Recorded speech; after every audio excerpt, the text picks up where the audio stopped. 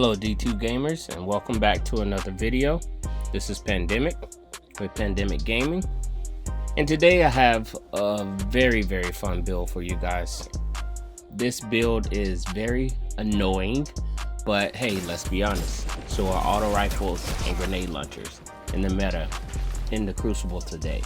So the name of this build is going to be called Screw Your Auto Rifle. And in this video, I plan to showcase just that. This build is going to highlight a possible loadout to combat the god-awful auto rifle meta. It's going to highlight hard-hitting Mack truck weapons such as the Duke MK44, which is a 110 hand cannon for you guys out there. My role that I have has rangefinder and kill clip. The hand cannon itself does 91 to the head and 121 with kill clip prop. Of course, this is at optimal damage range, but it comes with a slight disadvantage because it has 90 recoil and only 64 aim assist. So it's going to take a little bit more skill to kind of wield this weapon. So I would also recommend that you shoot for a role that has high stability. And the Tatar's Gaze. My role has snapshot and opening shot. The Tatar's Gaze has 45 aim assists, and it does 158 to the body and a whopping 474 to the head, which should not be, surprising because it is a high impact sniper. So let's talk about the subclass. I'm using Bottom Tree Arc Strider for the combat meditation and the focused breathing. As you can see, my mobility is low due to me focusing on my recovery and grenade, but focused breathing gives me maximum sprint speed to counter that.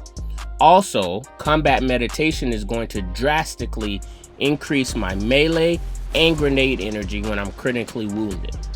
In this meta, you're always critically wounded. That just adds to the build. As I'm hugging cover, my grenade is building up as I heal quickly due to high recovery. Also, focused breathing allows me to get my dodge back quicker, and I'm running bomber on my class item, so every time I dodge, I'm getting grenade energy. You will always see me dodging a lot before I engage with the enemies to keep those grenades ready. This build requires more of a passive playstyle. Let's be honest. You can only be from behind cover for about 0.7 seconds with all these auto rifles running around. I hate that someone can hold the trigger down for an average of 3.7 seconds and only have to find the target 0.7 of those seconds. Hence, this build. It's a very high assist build, but mainly keeps you in the clear from all the ARs and the GLs running rampant in the Crucible. I personally hate it right now in the Crucible, but builds like this allow me to continue to have fun while creating content. If you play passive, you will be stealing a lot of kills with this build, but if you play aggressive, you will have a lot of assists. These hard-hitting weapons of this build creates kind of a double-edged sword. I chose the Duke, or more specifically, the 110 category because it makes me play more cautious. So many times I found myself running and gunning, and with this auto rifle meta, you should definitely be hugging cover. Sometimes it's best to shoulder peek while they spray aimlessly with those auto rifles and send your grenades to do the dirty work. Cue in Shinobu's Vow. Shinobu's Vow really needs no introduction. For those of you who may be new to D2, Shinobus are exotic gauntlets for the Hunter subclass that improves your skip grenades on the Arc Strider subclass that track pretty aggressively. You also get a second script grenade, and it returns grenade energy when it damages an enemy. So this right here is literally the bread and butter of your build. And while I hate auto rifles, let me tell you this. There is nothing more satisfying than sitting there just around a corner watching someone or listening to just auto rifles just spray, hoping you peek out, and then just starting to spam skip grenades, and the enemy is either getting killed or they're running away. It's nothing more satisfying than shutting that up, trust me. Remember, hunters have a dodge to throw off the tracking, so for them you want to wait till you see them use that dodge. And then with the 6 Coyote, they can possibly have 2. So let's go to the field. I'm going to show you guys an example. I'll take you out to Radiant Cliffs where you can see me shooting this hunter in the distance. Again, this hand cannon hits hard. And being a hunter main, I know we do 2 things when we're really hurt. We dodge or we jump. My clan likes to call hunters lemurs.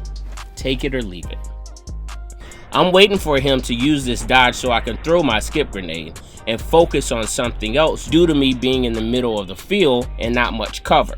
Again, with this meta, you don't want to be out in the open for too long. With this build, I like my grenades to be used as distractions as well. Sometimes it's best to use your grenade to give your opponent something else to focus on. Most auto rifle users are just spamming the trigger. A simple skip grenade sometimes makes them disengage. There's a perfect example of this here on Pacifica, and I was able to clean him up pretty easily.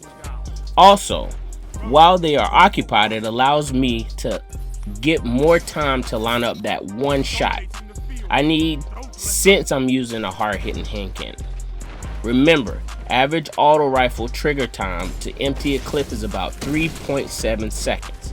And all they have to do is hold it on the target for a minimum of 0.7 seconds of the total time, making it a nightmare for others who want to explore other builds and have fun. Another way I like to use my grenades with this build is to flush opponents from behind cover. A lot of times you will find opponents absolute, meaning they are very low health, and a smart player will immediately take cover. No problem. Just bounce that skip grenade off the nearest wall or ceiling and watch your enemy just flush from behind cover and finish them up with a primary weapon or any kind of weapon, or they stay and it becomes their final resting place and puts their ghost to work. There was a play I made on Convergence of a hunter that was invisible, charging me with a sword. I hip fired him with my hand cannon to body him and immediately threw a skip grenade as I backpedaled. The hand cannon hit so hard that he thought the grenade would have killed him. So as he got behind cover, he immediately realized grenades are still chasing me, and then he pushed out and I was able to clean him up with one more shot from my Duke. This is the power of skip grenades. Sometimes I also use my grenades to help out teammates, as it allows me not to have to fully engage and I can focus on something else. In this case, selfish me, I was getting more ammo for my sniper rifle to reload it, and I didn't have a dodge problem. With 121 critical damage from my hand cannon and in a world full of auto rifles, I'm 2-tapping with my Duke. Could make a song with that. I love that I don't need any external source to boost my damage and that it's all intrinsic. If after this video you go looking in the market for a 110, make sure to get one with good stability.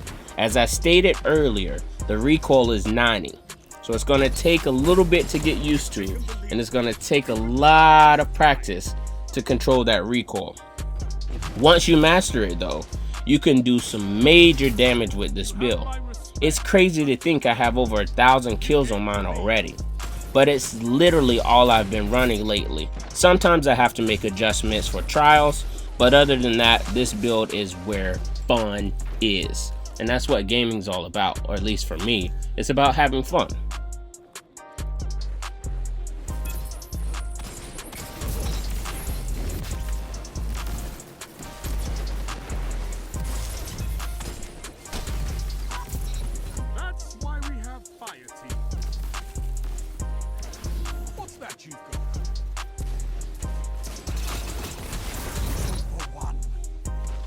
With both of my weapons hitting so hard, it enables me to headshot with the hand cannon and throw a grenade to take cover, while it secures the kill, or body shot with the Tatar's gaze and throw the grenade and take cover.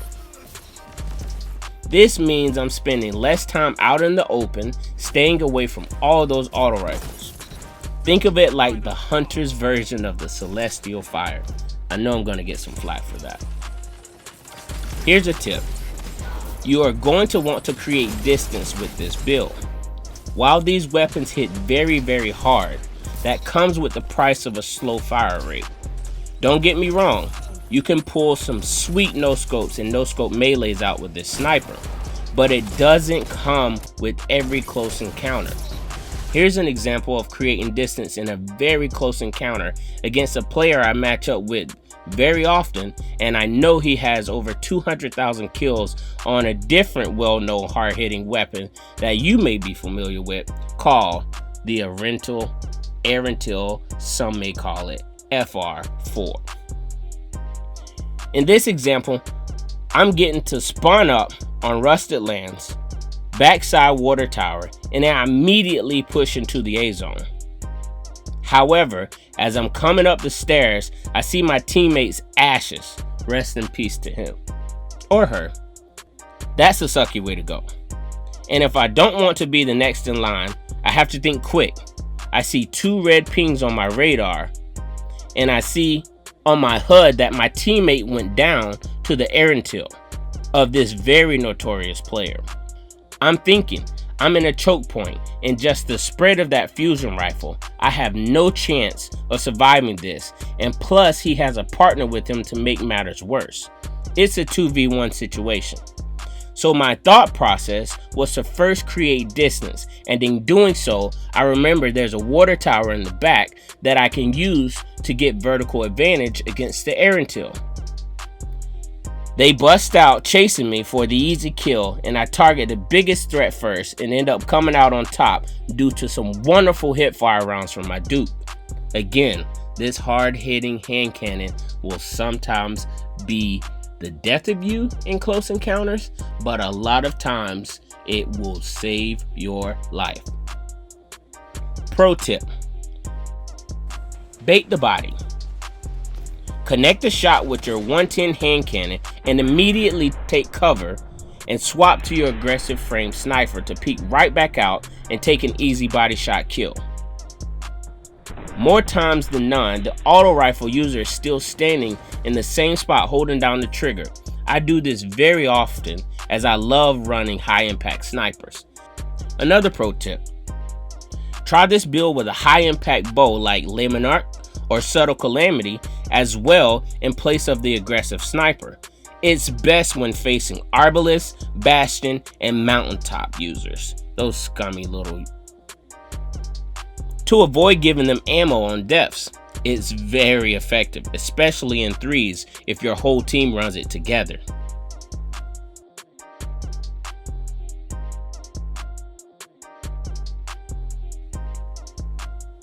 That's all I have for this, ladies and gents. Until next time, Pandemic signing off. Smash that like button for this build, and if you plan to use it, also let me know in the comments how you did in your best match for the day when you use it.